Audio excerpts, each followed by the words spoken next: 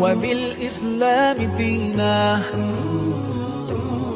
رضيت بالله ربا وبالإسلام دينا وبمحمد صلى الله عليه وسلم نبيا ورسولا.